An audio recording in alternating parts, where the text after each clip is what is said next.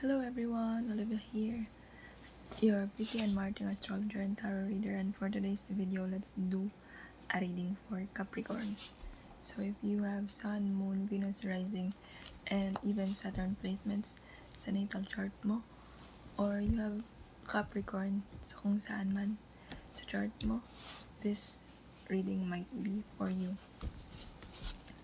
Check natin kung ano mensahe ng baraha for Capricorns. Pasensya na sa ingay.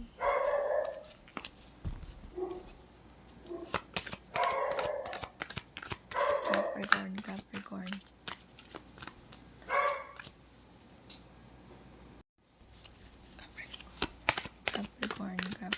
Mensahe ng mga baraha para sa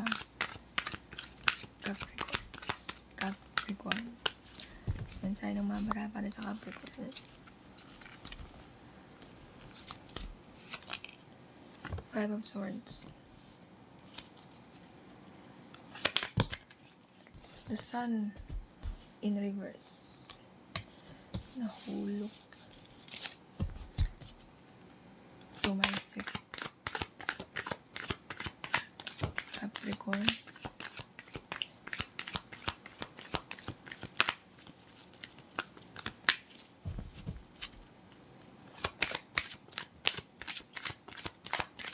Ano ang mensahe ng baraha para sa Capricorn?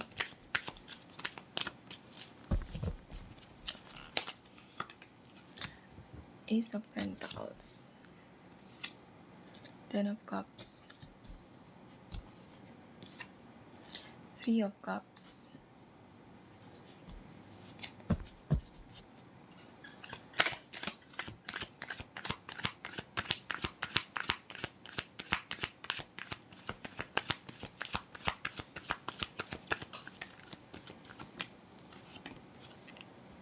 Queen of Swords.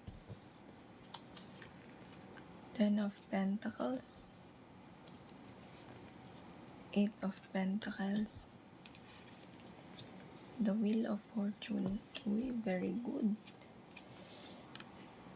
Page of Cups. Five of Wands. Two of Swords. The Moon.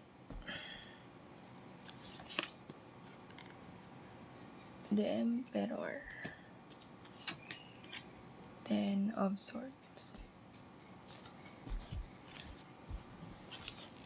And again, this is for the sign of Capricorn. So, kung ikaw may heavy Capricorn placements, this reading might be for you. Ang una ko nakita dito, nagkaroon kayo ng struggle when it comes to building a relationship and relationship ninyo sa money, relationship sa mga taong nakapaligid sa inyo. Sobrang bigat ng mga pinagdaraanan nyo. I can see there's confrontation na nangyari or maring mangyari pa lang. So watch out for that. Avoid gossips as well. Meron din ako nakikita dito na may heavy kang kinikim-kim na emotions or information na akala ng iba alam na nila ang lahat tungkol sa'yo, pero ang dami mong isinantabi, isinarili. For some of you here, there is this masculine energy, a father figure na hindi mo na masyadong kinakausap or kinausap. Parang nagkaroon kayo ng iwasan. Ang main energy na nakikita ko para sa mga Capricorn is nagkaroon kayo ng conflict sa loob ng family and specifically sa father figure. Pero ikaw tong tipo ng taong mas magpo-focus na lang sa pagiging hardworking mo, sa iyong pera, sa iyong stability. Pero yun nga, ang dami mong kinikim-kim na bigat na sama ng loob na tinatry mong i-control kesa makontrol ka nito. For some of you here, meron kayong feminine energy din dito na hindi naman siya totally kinot off, pero parang binigyan mo ng break ang sarili mo from this person. For some of you here, there is a celebration na magaganap or naganap na.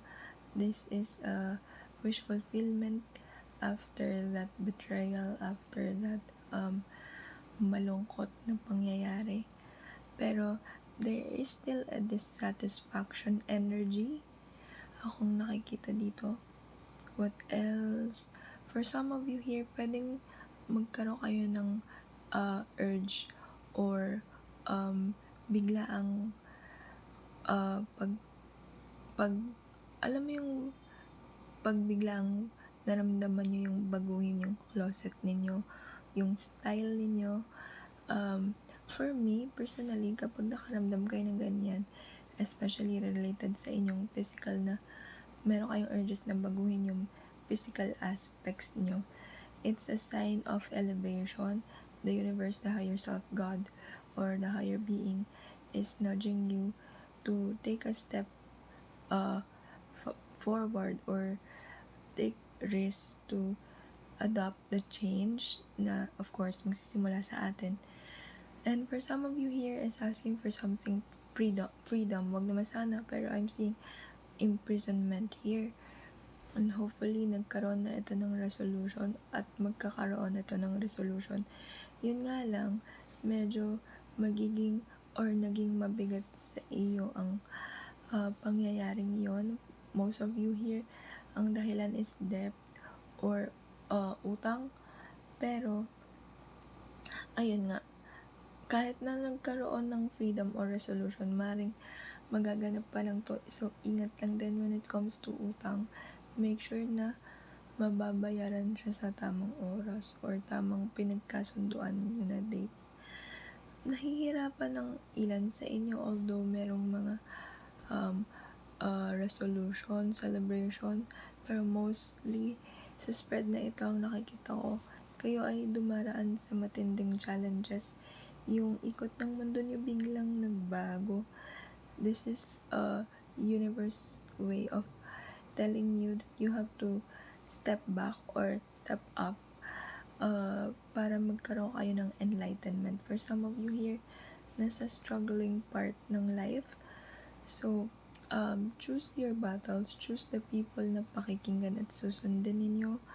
And yeah, hindi man maiwasan ang conflict, but again, intuitively, you have to be honest and truthful sa mga bibitawang salita. Kasi pwedeng magkaroon yun ng way to use it against you. Be careful as well when it comes to your money.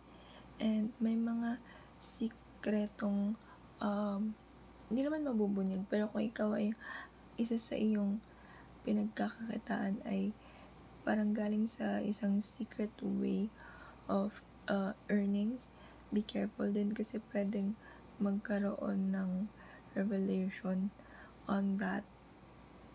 So yan, for some of you here trying to control emotions, which is very good and mas nagiging logical. And ayun, gamitin ang pagiging logical sa pagpili ng tamang desisyon to achieve or para makamit ang resolution. So this is your reading, Capricorn. Kung naka-resonate or naging helpful, comment anything, subscribe, follow, and see you sa next reading. Thank you.